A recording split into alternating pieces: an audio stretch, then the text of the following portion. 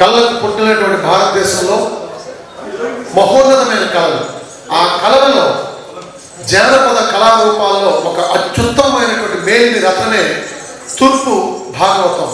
శ్రీకృష్ణ పరమాత్మ యొక్క రాసలీలను తెలియజేసే జీవాత్మ పరమాత్మ సంబంధాన్ని తెలియజేసే ఒక గొప్పదైనటువంటి రూపకాన్ని తూర్పు భాగవతంగా బొంతలకోట కుటుంబీకులు విజయనగరం జిల్లా కోమటపల్లి ఒక లలిత కళల గ్రామం అది. ఆ గ్రామానికి పరాకాష్ఠగా పూజ్యులు జగన్నాథం భాగవత గారు, వారి తమ్ముళ్ళు, అలాగే బొంతలకోటి సాంబమూర్తి భాగవత గారు, వారి యొక్క కుమారుడు ఇప్పుడు మన ముందు ఉన్నారు బొంతలకోటి శంకర్రావు గారు. ఇక్కడ జూనియర్ శంకర్రావు ఉన్నాడు, అక్కడ సీనియర్ శంకర్రావు ఉన్నాడు. సీనియర్ శంకర్ నిలబడు.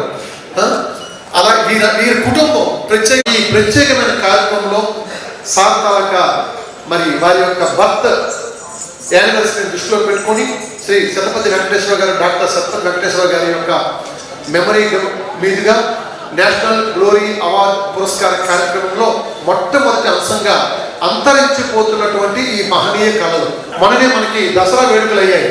ఆ దసరా వేడుకల్లో మనకి ప్రధానమైనటువంటి మూర్తి అమ్మవారు కాబట్టి ఆ అమ్మవారి యొక్క జాతరల్లో ఉత్తరాంధ్రలో ఉన్నటువంటి చాలా జిల్లాలు, there are so many villages in North Coastal ఆంధ్రప్రదేశ్లో వీరి యొక్క భాగవత కళారూపాన్ని ముందుగా అమ్మవారి యొక్క ప్రార్థనగా భావించి చేస్తారు. మరి ఇప్పుడు ఆ కళారూపాన్ని బొంతలకోటి శంకర్రావు గారు, వారి యొక్క శ్రీమతి సరస్వతి లక్ష్మి, వీరిరువురు కూడా మనకి ప్రదర్శన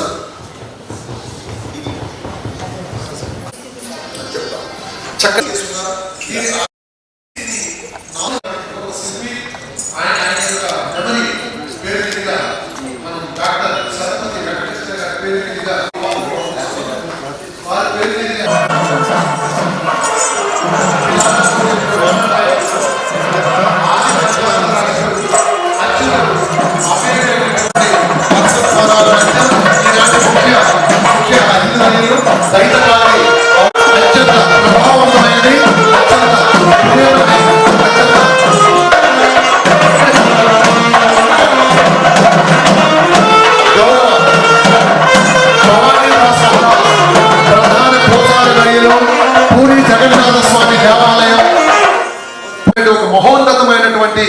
ఎన్నో ఆధ్యాత్మిక miracle of all temples Puri Jagannath దేవాలయమైనటువంటి దైవీ సేవలు అందిస్తున్నటువంటి దైవ సేవకులు దైతపాటి భవానీదాస్ మహారాజ్ గారు. Ancient cultural form in Andhra Pradesh తూర్పు భాగవతం.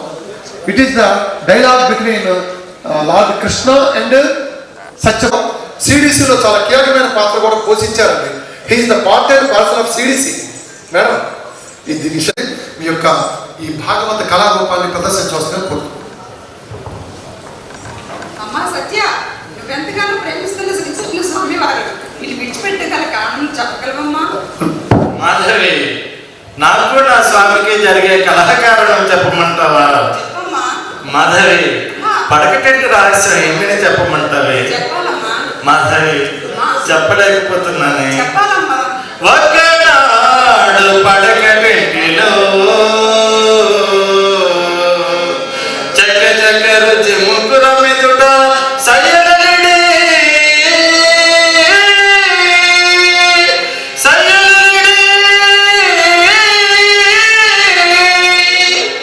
సద్దుడడగే నన్ను ముదమునా. మాధవి, నా సద్దుడడగే నన్ను ముదమునా. మాధవి, ఆ శ్రీకాంత్లో ఒక ఏకాంత వేళ నన్ను జంతకు పిలిచి చక్కిట ముద్దుడి నిలువుటద్దం ముందు నిలుచొని ఇలా అన్నారే, ఓ సఖియా,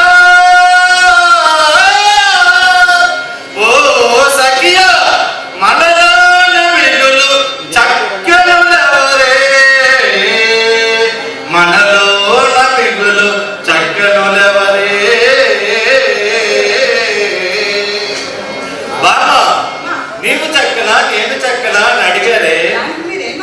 మాధవి, ఆడబుద్ధి అసరబుద్ధి, స్త్రీ బుద్ధి ప్రళయాంతకం. ఓ చిన్న పొరపాటు మాట అన్నానే. ఓ చిన్ని కృష్ణ,